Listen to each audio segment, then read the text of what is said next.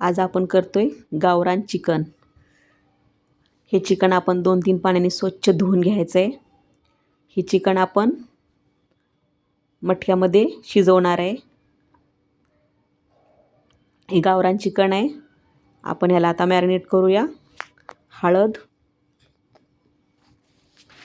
मोठं मीठ,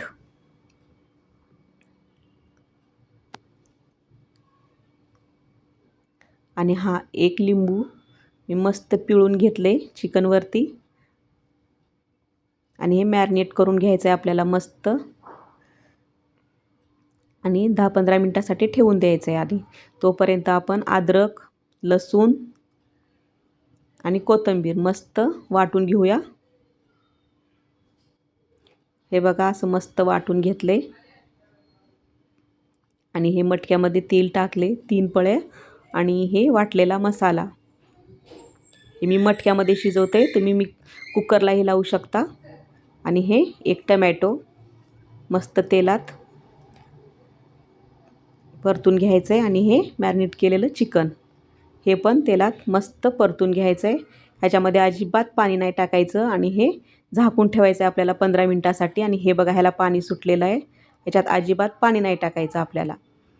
हे बघा असं मस्त शिजलेलं आहे चिकन। आता तोपर्यंत आपण हे खोबरं भाजून घेऊया।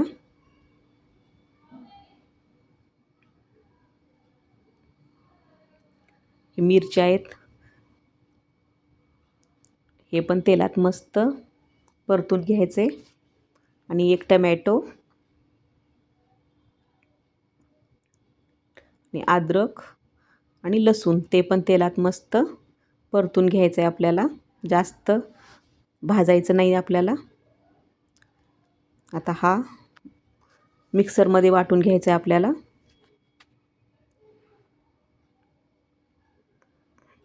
हे बघा हे कोथिंबीर टाकून घेतली, कोथिंबीर पण टाकायचं आहे आपल्याला, आणि हे वाटून घेतले, मस्त वाटून घेतले। असं वाटून घ्यायचं आहे आपल्याला।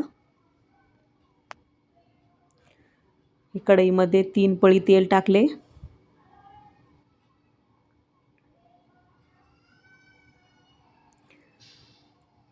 दालचिनी आणि तेजपत्ता टाकून घ्यायचा आहे आपल्याला तेलामध्ये, आणि हा वाटलेला मसाला मस्त तेलामध्ये परतून घ्यायचा आहे। हा काळा मसाला,